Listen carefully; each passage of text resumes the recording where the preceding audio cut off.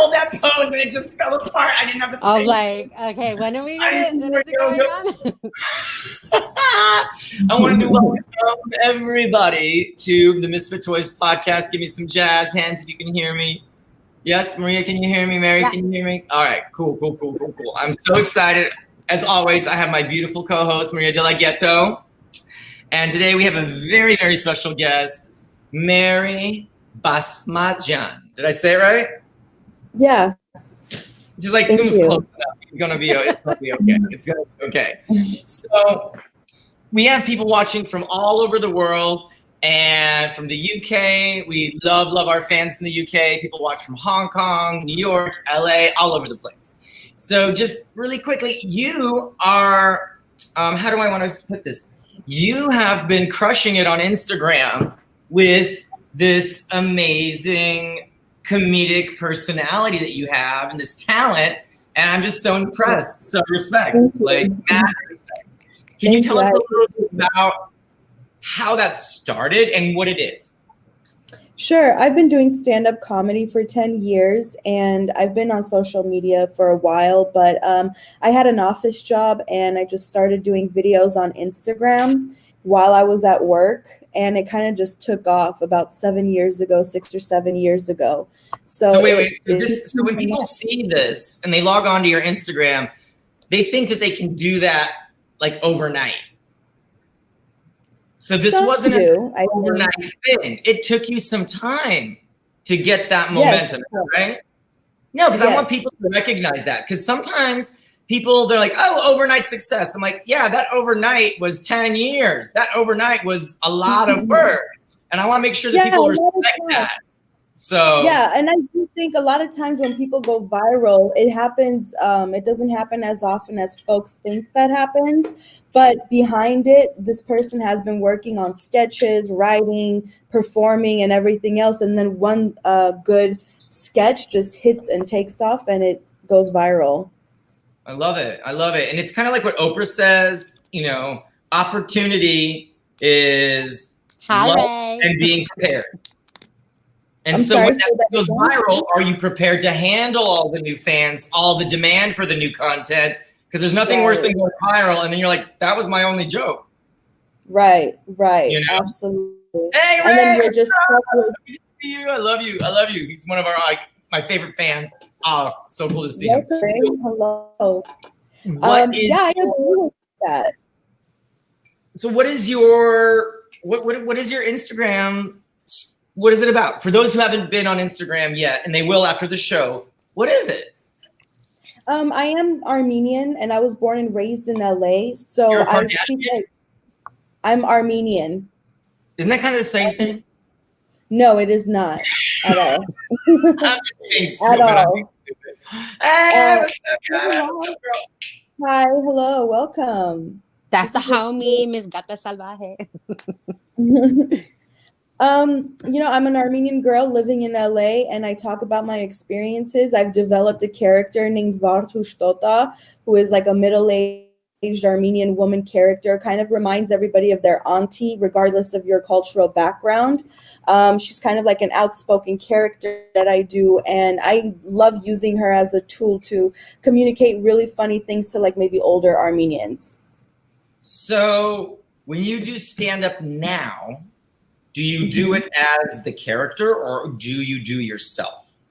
No, I do it as myself. I've always done it as myself. This last stand-up show I did before quarantine, I did ask my time to be split with the character and her, but the character itself doesn't really have material. I improvise. I've been doing improvisation as Vartush for a while, and this was the one last time I did as stand-up, like in an American stand-up show. I usually get hired to do Vartush character work at Armenian events, usually people that know the character and are fans of my page and all that stuff. But she does everything. Typical Armenian event? Because like I'm Jewish, so like our big event, of course, like bar mitzvahs, that kind of thing. Maria, quinceañeras. What's the Armenian version of a bar mitzvah quinceañera event? Like what's a typical Armenian event? I feel like every day is a bar mitzvah. Like, I got a Mercedes. Yeah, let's go party. Exactly.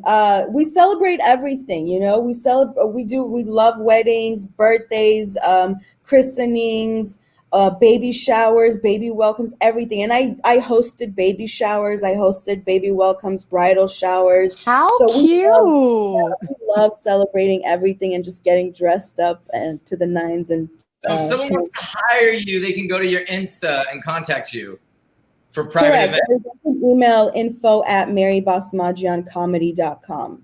Love it, because it's like I love her character. I'm tired of the regular old basic. That this is cool. This is really, really, really cool. So I want to say, Iggy, too, just for fans out there, like, I don't speak Armenian. I don't understand Armenian whatsoever, but her character resonates so much. Like, I just love hearing her talk.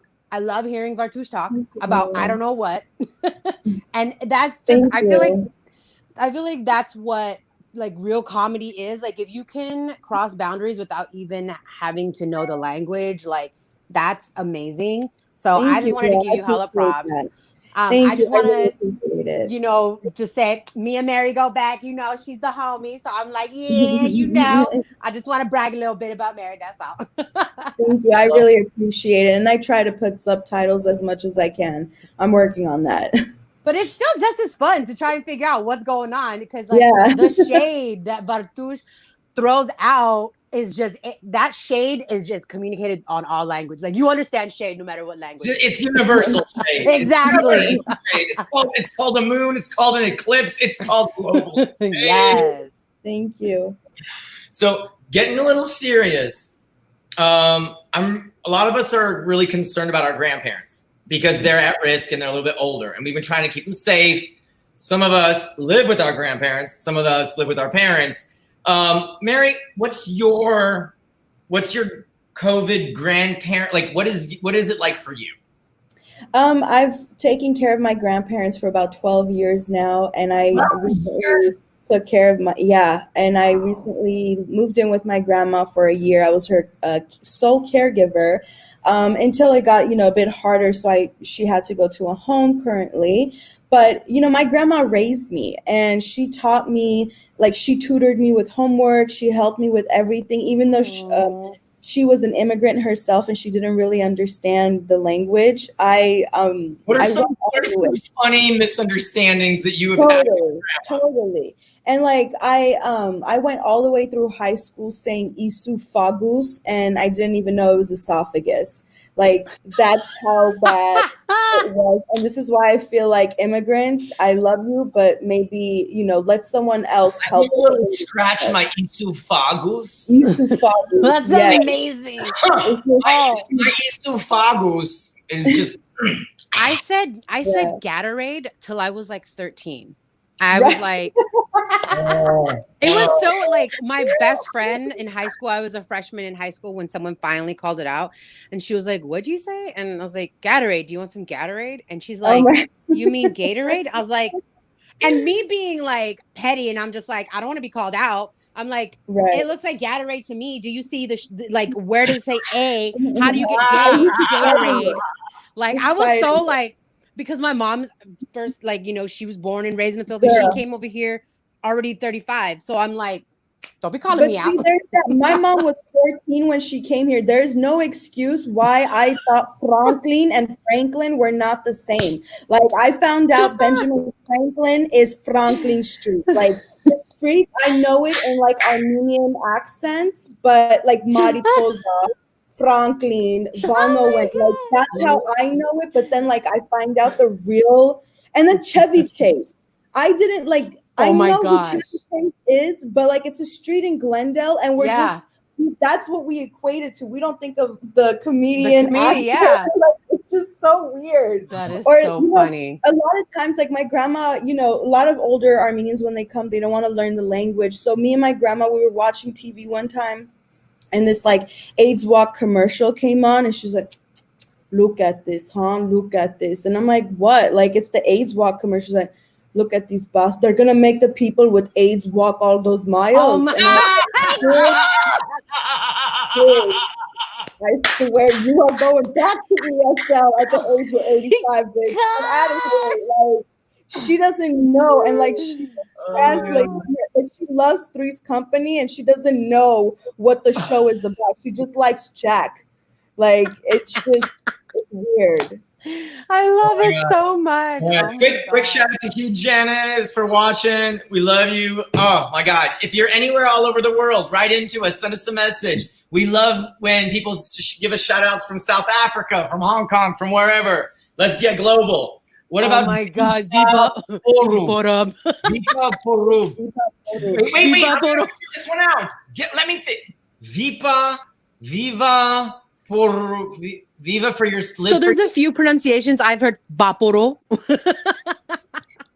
But my mom's Filipino, and she says Beparub. It's all Beparub. Vicks Beparub. I was like, yeah, I know what you're talking about. Didn't even clarify for everybody else. I'm like, oh, you don't speak immigrant? I don't know. Isn't it insane that it's always the Gatorade's fault? Mm-hmm. It's never like my mom. She's an immigrant. She moved from the Soviet Union here. And I remember we went to a Mexican restaurant. She's like, I need extra hollow penises, please. Oh my God. I need extra spicy hollow penises. And the waiter looked at her and he was like, excuse me? And she snapped back, don't you speak English? Hollow penis. Right. Yes. It's never their fault. It is never their fault. Nope. I'm here for it. Figure it out. It's oh my goodness. It's like, I love when she just, and she's always right. You're always wrong. There's no question. And it's just so funny that these strong women, they always blame the Gatorade, or they blame the hollow penis, or they blame the, So I grew up a part of my mostly my teen years to like my early 20s, and I had no idea. So there's a drink here. I think it's either whiskey or rum or something, but out here it's the Imperial Valley, like near Mexicali. But they call it Bucanas. And so for years I'd party with my friends, and they're like, oh, hey, what's up, fool? You want some Bucanas? Like, pour the Bucanas. And I was like, oh, Bucanas. It must be like, it's a liquor. So you would take shots of Bucanas. Well, one day partying, I see the bottle and I'm looking and reading, and I'm like, Buchanan's? Shut. Dead ass, for real. Like, I was like, that's hilarious. Is this Bucanas? They're like, yeah, Bucanas. I was like, Buchanan's. They're like, ay, boys, Bucanas. And I was like, I mean, I'm not here to change it. I just wasn't sure if I'm trying to go in a liquor store and be like, yo, where's the Bucanas at? People are gonna look at me like, what? Y'all ain't got Bucanas? I'm out of here. Ah! Oh, so check this out. So I moved to Spain after my divorce, and I thought I learned Spanish, but then I moved to Mexico, and it's not the same Spanish. Yeah. And I'm at the Starbucks, which is like Starbucks is fancy. Like in Mexico, Starbucks is like fancy. And I'm waiting in line, and the word for straw in Spain means hand job in Mexico. Shut. What's the word that you say? Pajita. So what? Paja. Una paja.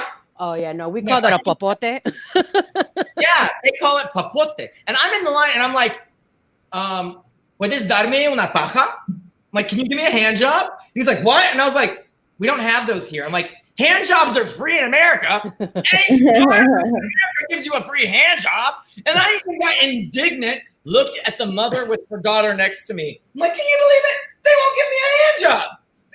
Oh, wow. You are responsible for that child's future therapist. Oh no! I love. That's why I love to travel. I love the miscommunications, those funny moments where someone thinks something. That to me is what some of my favorite comedy. Oh, best one is Mamon. That's also I think that's giving head. Yeah, sucking D. And Mamon in Tagalog is a pastry. It's a cake. Oh my God. Yeah, the same with puto. So you call someone a puto, you about to get into a fight in Spanish. Mm. You say that around Filipinos, you're like, oh, where? I'm hungry. Let me get some of that. Like it's a rice cake. So yeah, the word, I'm like, how did that translate from Spanish to Tagalog? Like, how did you make that correlation? Like, I'm just curious. So girls, I'm gonna change the topic. A lot of people ask you what you are, Maria, right? Oh Lord. Like, what are you, girl? What are you? What are you? Mary, do you get this too? What are you? Like when you go outside of Glendale. Right. What do you get that a lot? I get Mexican a lot, honestly. They don't even, because people don't know what an Armenian is unless it's tied to the Kardashians, but they just think I'm Mexican, Mexican or Middle Eastern. Like they think Arab or Mexican, but they never know Armenian because they don't know what an Armenian is. They don't even know where it is. No, they don't. No. When I moved to LA, people were like, Iggy, you're from Ukraine? They have white people in Africa? Oh my gosh. Well, Americans are just one big joke. Yeah. And so I apologize on behalf of Americans. I'm sorry, y'all. A lot of Maria's stage jokes and the thing, and what do you say when people ask, what are you? I school them. Maria, what do you say? Hungry? That's what I am. Hungry. I'm hungry, Becky. I'm hungry. Karen, I'm hungry. At the farmer's markets with your Burger King bag, you better bust out what you got in there. It's a Birkin bag. Whatever. You got snacks? You know what I'm saying? We at the farmer's market. You better have some snacks. I got some gluten-free, keto, vegan. But shut up, Becky. Yeah, that's what I was about to say, girl. She ain't got no snacks. She got gluten-free shit. I don't want that. I mean, blueberry cardboard doesn't taste that bad. It's quite filling. Oh. So, being hungry, living in LA, you just tell me, how important is body image and how has that affected you in the epicenter where everything's underneath? Like I'm a 6 in Hollywood. I drove down to Long Beach just to feel like an 8. It's a lot of work for some validation, Iggy. Right? I mean, down. Like I'm like it beats me down. Like I go on road trips just so I can feel better about myself. Oh my God. No. Like I drove to San Bernardino to feel like a 9. That make you feel like a 9 in San Bernardino? That's Shit. Have you been to the Inland Empire? She's wild out there. You got little crackheads running around, little meth heads, with the picking at their skin, and like you like a 12, baby. Give yourself some credit. But see, this is the thing. It's either I'm gonna do drugs, drink a lot of alcohol, or I'm just gonna get in my car and drive 2 hours where I can feel better about myself. So that's how I handle my own issues with my image and the standards that are just beyond reachable in Los Angeles. How has that affected you ladies working in entertainment, being in LA? Tell me what your side of it is. Go on ahead, girl. You let him know. Go ahead. Yeah, let him know. I'll back you up. I mean, being raised Armenian was brutal because like our families are very honest. They won't play around. If they see you and you've gained weight, they're like, you put on another chin, and it's like, oh, fuck me. And then, I've been getting diet tips since I was 11. My mom put me on diet pills when I was in 7th grade. So it's not really, it trained me for Hollywood. But for me personally, I love writing jokes about it. I know a lot of comedians might not like self-deprecating jokes, but I love it. It helps me. It makes me feel good. I love Time out. Time out. We are not allowed to call it self-deprecating anymore. We are reframing it. Okay? And what are they? They are empowering vulnerable jokes. You're sharing your vulnerability. You're not putting yourself down. You're being courageous and you're sharing what you're vulnerable about. You're sharing, and I just don't, and it's important to choose our words, especially now. No, they're vulnerable jokes. And it takes courage to be that honest on stage to share your vulnerability. And I just give that props to that. So thank you. I appreciate that. I love that. Thank you. Thank you. I appreciate that. That's a really good way of looking at it for sure. What about you, Maria? Well, I mean, just same, like, first of all, the only people that are bothered by fat people or the word fat are skinny people. Like, let's be honest. Like, the fat phobia in our society is insane. And I'm just not here for it. Like, I struggle. I'm immigrant, same thing, immigrant mom. You know, she always like focused on like my weight. Oh, you have a pretty face, but just lose a little bit of weight. And I'm like, okay, whatever. You know, and I'm thankfully, like, I had my struggle growing up with my insecurities. And like, of course, till this day, we all do. We all have that little voice in our head.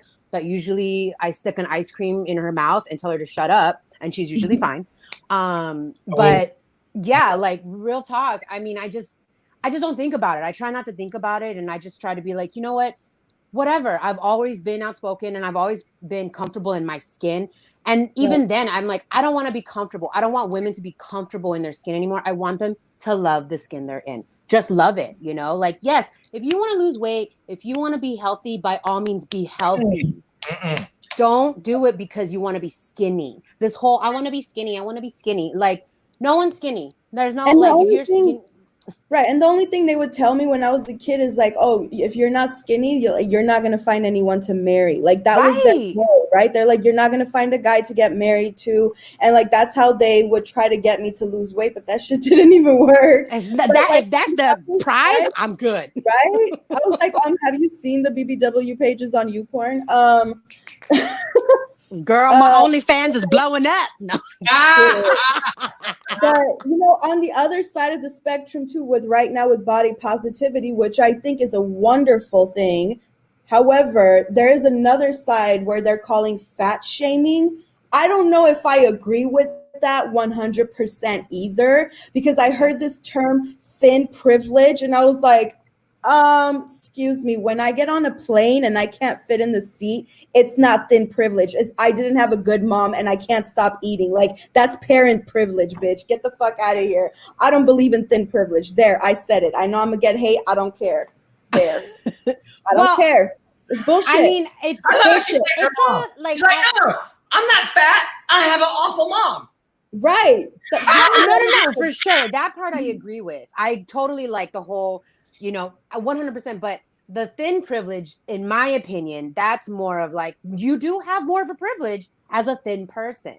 That's what it's really like. What's trying to say is, they're trying to say is, when you're thin, you just automatically are treated like, people tend to gravitate more towards you because you fit this mold of being thin by society standards. And it's not necessarily like thin, but like, if you're within the regulation sizes, most people, you know, because when you look at someone who's, go ahead. No, I agree. 100%. I agree, because I've experienced it myself. But when you say the word privilege, I feel like it connects to something else that I just feel like it does not fit here. And I that's my feelings about it. I feel like the privilege, it pertains to something that you don't have control over sometimes. And I don't know, that's just my opinion on it. Maybe it's my inner Armenian mom voice telling me to shut the hell up, then privilege doesn't exist. I don't know. But for me, I feel like it connects to something else, and I don't feel that great about it, which I had been writing jokes about it and trying to work it out at open mics before the quarantine hit. And let me tell you, the liberal rooms, and I myself am liberal, did not like those jokes at all. Like, and I'm a morbidly obese woman. Like, my belly hangs past my pussy. I think I should be allowed to talk about fat people. Okay? So sorry. What, you doing good there, Iggy? Did I give you a hysterically? I peed a little bit. I got this towel. I'm just gonna wipe up and I'm good. I'm great. This is a perfect transition into What is the one thing that your mother has taught you that still sticks with you today? This is me talking with my mom this morning. I was asking her because I have a very loud inner critic that constantly is telling me, you're not good enough, you're not doing enough, you could have done this, you should have done this. And she just looks me at the face. Just put that inner critic and shovel it in your butt. I love it. I'm like, I Mom. love it. She's like, don't be stupid. Shovel him into your butt and move on. Like, Mom, I do that already. Thank you for accepting me.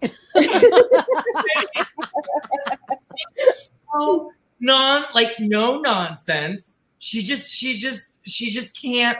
Like, I've been writing in a journal. So, like, my therapist told me to write in my journal, and this is I have a journal for every month. And the August is all about venerable expansion. I put little stickers on it, and I showed it to her, and she's like, "Journals are for faggots and pussy Americans." No, journals are great, Iggy. That's wonderful what you're doing. And every time I'm like, Mom, I need a journal. She's like, are you doing your homo work?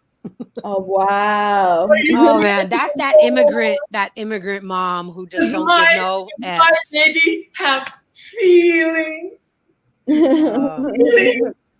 Like Soviet mom, like she's like stone cold. She's like, she has no emotion. I think too. Yeah. So that's like Soviet. That's like immigrant mom across the board. Anything enlightened and progressive, they're just like, you're being soft, you know. And the thing is, I understand where they're coming from. I do not agree with it because we have to end that generational trauma. We have to end that cycle. But that's another conversation.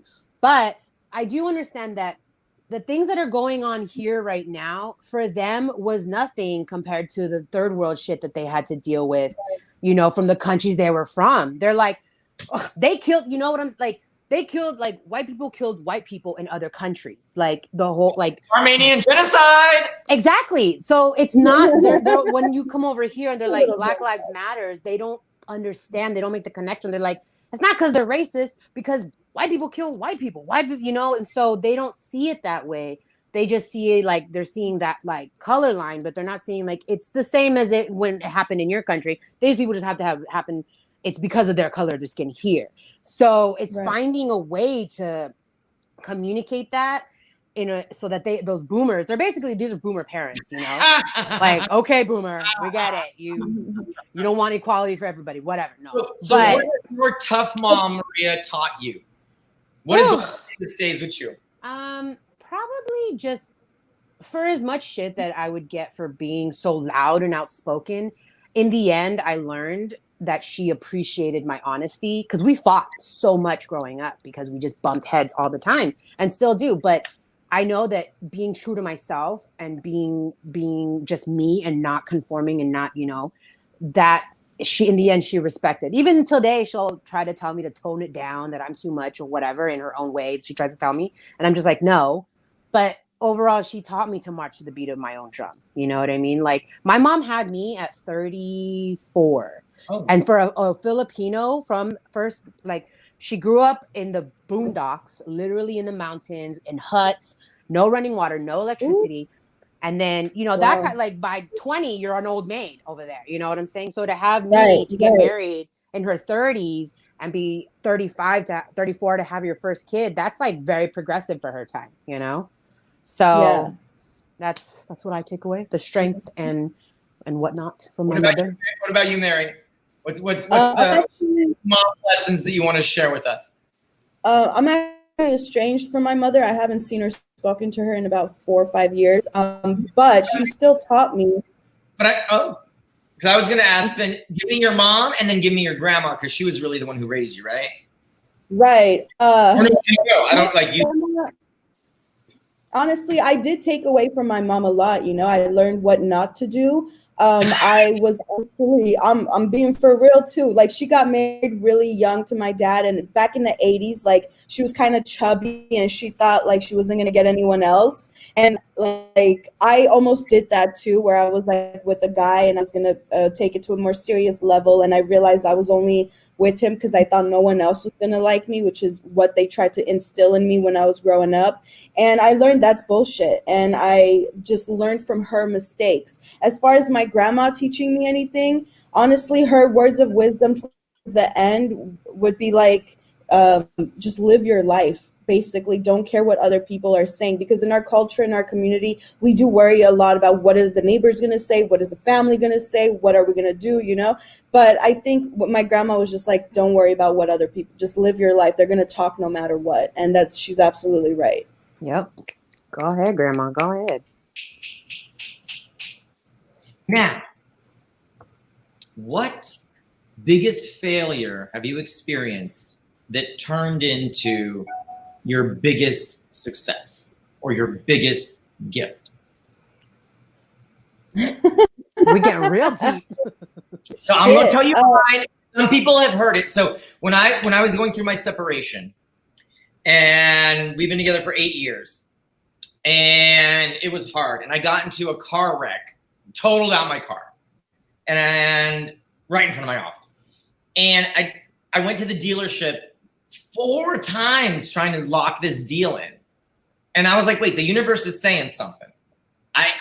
Something's not working. Like I was like, I'm trying to give you money to buy, like how, and something wasn't right. And I meditated on it, and I was like, I need out. And I literally the next day went to my boss, quit my job, bought a plane ticket to Spain, and moved my ass to Spain for a year, and was like, and I gave my ex the keys. I was like, you figure this shit out. I'm out. Wow. And I didn't Nice. Spanish. Like I tried Rosetta Stone. That's some bullshit. That's bullshit. That doesn't work. I got there. All I could say was El gato negro está sobre la mesa. The black cat's on the table. Suck my dick. That's all I could say. The black cat is on the table. Suck my dick. So like I get at the airport and the taxi's like, where do you want to go? The black cat is on the table. What? I never got to the hotel, but those Spanish blowjobs are amazing. Right. But seriously, how I learned Spanish is I use this amazing language app called Grindr. Yeah. Every night I had a minimum of 3 Grindr dates, and I had my little Google translator, and I was like, how do you say presumptuous in Spanish? And 1 month, because I refused to speak a word of English while I was in Spain. In 1 month, after turning into a Grindr whore, I spoke Spanish completely fluently. I needed a lot of antibiotics, but it was worth it. Like it was totally worth it. That's so funny. So that for me, that the divorce, the separation, the totaling of my car, it was one of the darkest moments in my life. And from that failure or that challenge, I did a tour in Spain. I did a comedy tour in Spain. I learned a new language. I did like it was one of the best things that actually happened. But I never in a million years would have thought that in that moment. And so looking back, I'm like, wow, my biggest failures have all turned into my biggest blessings. It's so strange. So that's what I wanted to just check in. And especially now with COVID and everybody's really suffering, it might be good to hear that, hey, the hardest thing that you're going through actually might be one of the best, most grateful things that you will be in your life, you know? Absolutely. So what about you, Mary? When I was 12, I moved in with my grandparents in Pasadena, which is kind of not normal, like for Armenian families to not live with your parents. My dad was really upset. He wanted me to live with him and his wife. And he made me feel like I was a failure because of it for years. He was like, see, if I raised you, you would be like X, Y, and Z, da, da, da, da. But I feel like because of my upbringing, I wouldn't be who I am today, and I wouldn't have the voice I have today to be doing comedy the way that I do it. So I'm really grateful that I didn't have a traditional Armenian upbringing the way that other Armenian girls may have had. Nice. Dang. What's up, Maria? Well, you know what? Probably what I thought was my biggest failure was not achieving my comedy, like, fame or whatever at an earlier age, because I started at 19 and I did it like probably consistently. That's right. I'm falling down. It's to get, yeah, exactly. For sure. So that is exactly what this story is about. Maria, do you want to be Tina Yothers? Who? Exactly. The girl from Family Ties, the blonde sister. Oh. Do you want to be Macaulay Culkin? Well, no, I mean. No, but that's the thing. Do you want quick success and peak, and then the rest of your life is just looking back at how much better it was? Well, yeah, so I'm finished my story. So that's why now, I'm much older. I've had a lot more experiences. I lived that fun 20-something party life. I lived in San Diego for years where my 20s was mainly getting drunk at the clubs till 5 a.m., sleep in, wake up the next morning, get a breakfast burrito at Alberto's, and then go chill at the beach to recover from my hangover and then do it all over again. So like I feel like now I have much more like experiences and things to share than I would have had as a 20-something year old, because a lot of people can relate to the 20-something experience, but now I have the 20-something, and now I have 20-something experience with the 30-something year old knowledge. You're a little bit more enlightened in the world, but you're still not as jaded as as you could be. No, girl, you're deep. Of all the comics that I've worked with, like Maria's one of my, we met in the digital hemisphere, and she was one of the reasons why I started the Misfit Toys, which is a comedy studio dedicated to giving women a platform in comedy and help nurture their voice. And she just stood out. And as we talk, girls got some depth. Girls, why? I was like, okay, teach me a couple things. It's pretty cool. It's pretty cool. So I definitely respect you in that, and that's pretty awesome. That's pretty awesome. Is it time for my favorite part of the show? Sure. Okay, it is going to be time to woman-splain. We are going to woman-splain. Okay, look. Oh, I wanted everyone, because I know that Mary, that you have friends. I'm hetero-friendly. Okay, I am a hetero ally. I am an ally to heterosexual people, because I was like, I know there's gonna be a lot of Armenians watching, and a lot of them are like super like my Ukrainian Russian brethren are super. It's good. I am a hetero ally. I support your breedingness and your children. I am a hetero ally. I'm gonna change into my man my maleness, and then I want you to think about what lessons, what truths do you want to share with mankind? Oh. Oh man, there's so much. There is quite a lot. So many things. But yes, I mean, what you got, Mary? I got you, girl. If we're gonna get nasty, we might as well get nasty and just talk about WAP, because that's been pretty big. All these men out here just feeling some type of way about that song. Really? I haven't done my research on the critics or what they're saying. I'm bopping to it, I'm like, that shit sucks. Right. I'm just seeing people just make jokes and stuff like, what that WAP got them. Look at that's his hetero outfit. I know. Oh my gosh. Hetero Iggy. So Iggy told me that you bitches want to tell me something. What? Yes. Wet ass pussy. WAP, WAP, WAP. Yeah, that's what it is, and it's okay. It's normal for you to have a wet ass pussy. Okay, is it? Do people see it as not? Is there guys that are like? Ben Shapiro straight up was reading the lyrics. He's like, "There are whores in this house. There are whores in this house." What? So I'm just here to let you know, wet pussy is normal. Squirting is normal. No, it's not pee. Okay, don't get that shit twisted. I hate it when people, it's pee. No, it's not. Maybe a little, but it's not. But if she's never, if I you need a have shot to, of tequila after that. I need a shot of tequila. yeah. if she's never squirted or made a mess, you didn't do it right. I wasn't ready facts. for all that. If you had to was ask not if she ready. came, I was not you ready. didn't do it right. Wet ass. I'm letting you men know right now. What kind of a Then y'all Ukrainian are you taking tequila shots? Where's your vodka, bro? Shame on you. Look, I'm about Bro, to he get got everything. Don't worry. drunk. I'm Yeah, it's empty. It's that's not. I knew it. It's I empty. knew I feel like Jennifer Lopez because I put little tape right here so I don't have like any nipple slips during the show. Wait, get out of character. Yo, these are supposed to be wet. Got it. Yes. That's the only time Straight Iggy has agreed. Isn't it my job to get the pussy wet? Yes. It is. And it's your job to keep it wet. Boom, yep. boom. What Shit, done wet and her done. pussy, not her face. Don't make her eyes pop. Pussy wet.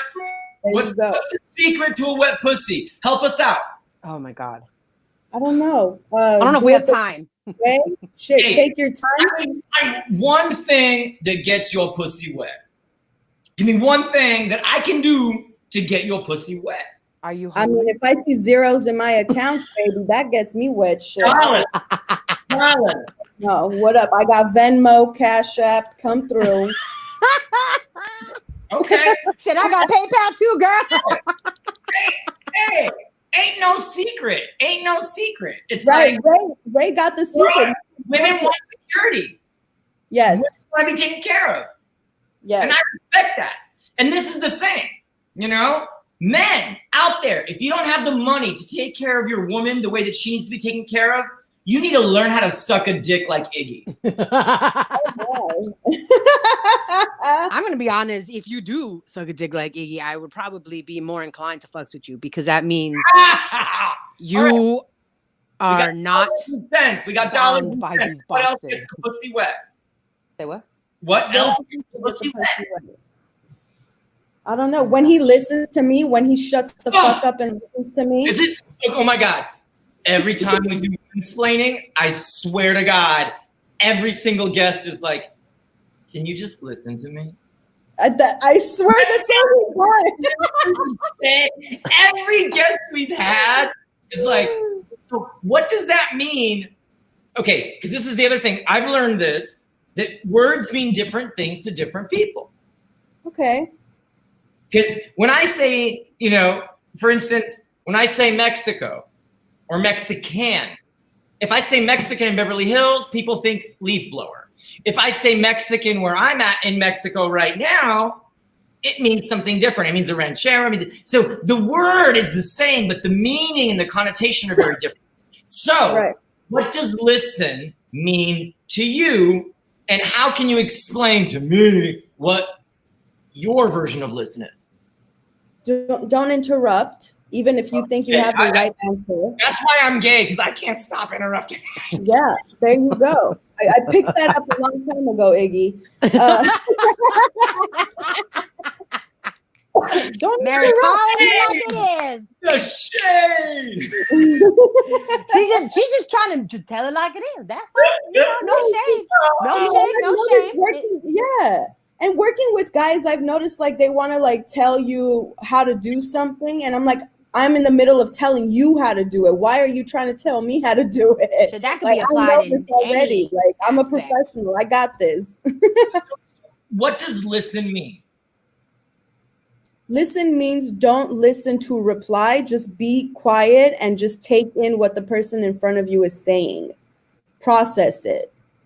There we go. Yeah. Listen doesn't mean hear. Listen means process. I feel like Bartush should be telling him. No, Something she would tell him and be like, men, are you out there?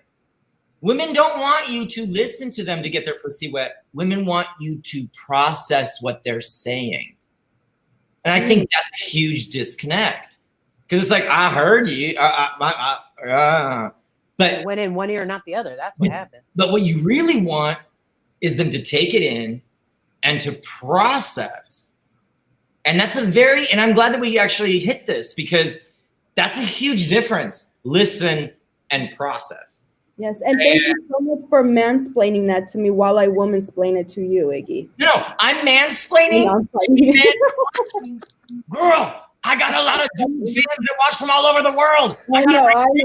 You are doing God's work, Iggy. You are doing God's work. I love you, girl. Oh my God, I had no idea how much fun we were gonna have on this show. It is listen with curiosity. Oh, there we go. I love that. That's a good way to put it. Listen with curiosity. Is there something else that you would love to share with mankind and maybe help us out? I don't know, man. If you're not interested, just say you're not interested. Don't ghost me. Yeah, you know? Reals. Like shit, if I'm just, I'm not speaking from experience. I wasn't ghosted. Men are pussies when it comes to confrontation, emotional confrontation. Yeah, or communicating, just we're adults. Communicate. Yeah, there's no such thing. If you don't like it. Men cannot communicate shit.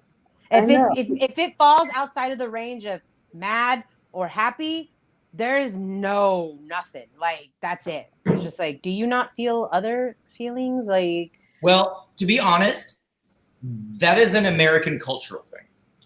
You're probably, yeah, that's true. That's I've lived all over the world, and emotional range is considered something bad in America. Yeah. And emotional range is something to be embraced and cherished in Spain and France. In Russia, emotions cause cancer, so fucking cut that out. No. It's same in Armenia. I've lived at the extreme of where like zero emotion. I've lived in Italy. I've lived in Spain where it's like, la, la, la, la, la, la, la. And then America, where we're kind of in this middle ground, but emotional range translates as weakness.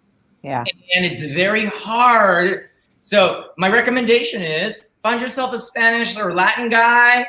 Maybe you'll get it there. Or I don't have an answer. I'm just giving maybe some ideas. Right. You don't have any there because you took them all there. Why? I was going to tell you to find me someone over there, but I can already imagine you've gone through all of them over there. Oh, girl. I went through my entire Grindr grid, and so then I had to get on that thing that you guys use. What is it called? Tinder? And I there's Scruff. It was. I went through Scruff and Grindr, and okay. I'm on Tinder, Course. and I'm swiping, and I'm like, who are all these nasty? Why are these guys so unkept? And then I realized I had the heterosexual button on. Yeah. I know. My God. Man, here's another thing. I hate smelly people. Period. If you stink, Hilarious. if you are smelly, we're not going to be friends, let alone fuck. Like, that's just facts. Because men just, I don't know, y'all need to just shower more or put some deodorant on. I don't know what the deal is, but y'all, especially the worst kind is that musty ass smell where like they smell like their clothes have never completely dried. They just take them out all damp and then they got that moldy, like musty. Oh my God, dude. I was in Armenia in 2007 and I got in this taxi. It's just like a private car, but he calls himself a taxi. I sat in the back seat of the driver. The guy, I don't think he's ever heard of deodorant, had his arm on the window and the wind was blowing and it was coming right in my I wanted to throw up so bad. It was so bad. That's why I'm like, yes, I get what you're saying. I get it. Oh my God, that is awful. Like, what is going on with your diet, your body? Like, what is that? Maybe it's confidence, or maybe they just feel like they don't have to. I don't know. But take a damn shower. Pheromones. No, it's my manliness. Your pheromones stank. Signature. When I lived in Russia, the men on purpose, they like it's my madness. And I'm like, I can't handle all this madness in this fucking elevator. I'm gonna fucking die. Like I can't. I'm suffocating. My nose hairs are singed. No. Oh. And look, don't get me wrong. I love a good cheese, but you know what? When I lived in France, you kept the good cheese out on the balcony, and you only allowed it in the house for like 5 minutes to eat it, and then you put it back on the balcony. Oh. Really, it was that pungent. My goodness. And if you got a pungent boyfriend or whatever, you put him on the balcony when you need to have sex with him and put him back on the balcony. Oh, no, you put him in the shower. Oh my God. Put him in the shower. Nobody should be smelling pungent. If I can describe your odor as pungent, you got problems. Don't come within 10 feet of me and stay upwind, not downwind. God. I love laughter. It's always great to have a good time. But really, what comedy is, it's a way, it's the sugar that helps the medicine go down. So, sugar aside, what is the metaphorical medicine that you would love society to swallow? What is the medicine of your story? What is the medicine? Because you give us a lot of sugar, girl, because you are hilarious. But what is the medicine behind your sugar? You know, it's just not being coming from a non-traditional background, you can still succeed. You don't, if you continue working at something, you can succeed. You don't have to look a certain way to succeed, especially within my community. I feel like I've been able to voice certain concerns for my Armenian female counterparts where they're not able to because they have a strict husband, boyfriend, or father. I didn't have that. So I feel like I'm meant to speak our story without any of those restrictions. So yes, I am here for it. Oh my gosh, thank you. Oh, I love it. Female empowerment Mm-hmm. and the confidence to be yourself. Yeah. I love it. What about you, Maria? Honestly, about the same. I mean, really, the whole body positivity is a big issue with me. Like, I don't know how many times I've had friends, like women, whether they're friends or audience members after a comedy show, they come up to me and they're like, "Oh my gosh, you know, your confidence is amazing, and you just, I love your message. I just love who you are." And sometimes those can be backhanded compliments because there's another issue of like thin women telling bigger women, "Oh my God, you're so confident. You look so good in that outfit," and certain things that are like, okay, well, would you say that to me if I was thin?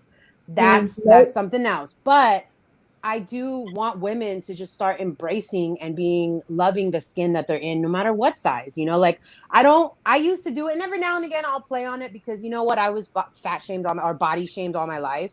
But like even there like body shaming in general, whether you're thin or thick, Right. it shouldn't matter. You know what I'm saying? Like, because there's a lot of shade from bigger women now because like big is in, like thick asses and whatnot. And they're like, "Oh, look at this thick, thin little girl." Right. But just there you go. I completely agree with you, Maria. I agree with you. It's all good. We got this. Yeah. No, and let me tell you something else. A lot of these like Armenian women, they're very beautiful. They're very like, they take care of themselves, hair, makeup, nails on point.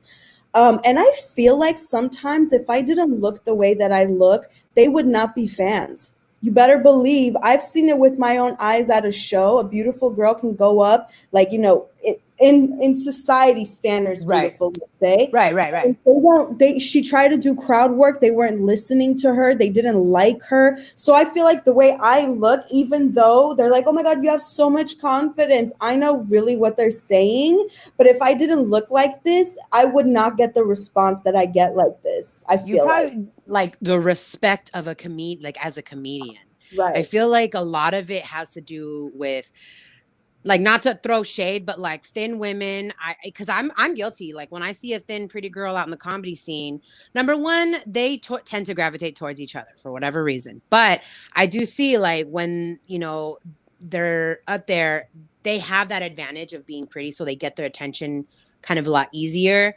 And I see it also at the tables, as you would say, like at the comedy circles, like, I see that they're not respected like a comedian. I think a lot of the guys just want to be within proximity because it's a boys club, you know? And so they just want to be within proximity of a pretty girl. Right. So they kind of bring her in, but I don't see them working with her on comedy stuff. I don't see them, you know what I mean? So there's like definitely, not taking them seriously. Exactly. Right. And she might be funny for sure, but she doesn't get the chance to prove that in a way, you know? Right. But something I also learned with my first teacher, Bobby Oliver, was you have to be able, right. I took her class 10 years ago. And when I first started at the Ice House, she was at the Ice House. She said you need to be able to kind of please the women in the audience, because it's the women, like the guys are going to look to the woman to see if it's okay to laugh at something. Right. In most rooms, I'm saying, not all the time, of course. but if you're going up there and saying some stupid shit that is just not going to fly, and you laugh at that, your wife is going to have a talk with you on the ride home. Like, you know, like, you laughed a little too hard at that joke. Like, but I do feel like that's where like the pretty standards by standards beauty thing, pretty women may not get the same response from you know, regular women, let's say, according to society standards. Right. Yeah. But we're not trying to box anybody. And both sides have its bad things too. There's, I'm sure, a lot of thin, beautiful women that do comedy are really great comics, but they're not taken seriously. And that sucks on its own too. But fuck them. They have thin privilege. Thank you. I'm just saying. I'm playing. I mean, me too. Maria, what do I look like right now to you? Oh, we have some Hasidic flavor going on. Yes. Okay, I'm putting on my Kabbalah hat. Okay. And the theme of the show that I felt, and so my ex is one of the most renowned Kabbalists in the world. And so I learned a lot through osmosis and Kabbalah sex. So there's a lot of red strings involved. It's just like tie me up with red strings and the thing. But basically, good time. Take it seriously. Wait. I want everyone who's watching take a toast, and we're gonna have some truth right now before we go. Stay hydrated, hoes. In Kabbalah, they believe that everyone has a conversation with God before they come down to the earth school. And they ask God to learn certain things. Basically, it's like when you're enrolling into college. You want to learn this, you want to learn this, you want to learn this. You select what degree you want to get. Now, you don't get to pick the syllabus. You don't get to direct the class. You just get to choose which classes you take. And then God touches you underneath your nose, and we get that little scar here, and we forget everything. And in those moments where you're on your knees crying, staring up at the sky, God, why is this happening to me? I can't believe it. I've done everything right. I don't understand. I followed the syllabus. And the answer is, you asked for it, bitch. Say thank you. And that is the art of life, according to Kabbalah. It's not accepting. It is being grateful for the hard, challenging things. It is not acceptance. It is gratitude. Even for the darkest of things, because those are the lessons you asked for. So be a good student, be grateful, not just accepting, be grateful. And I can tell you, your life will change dramatically when you can say thank you to the dark shame, pain.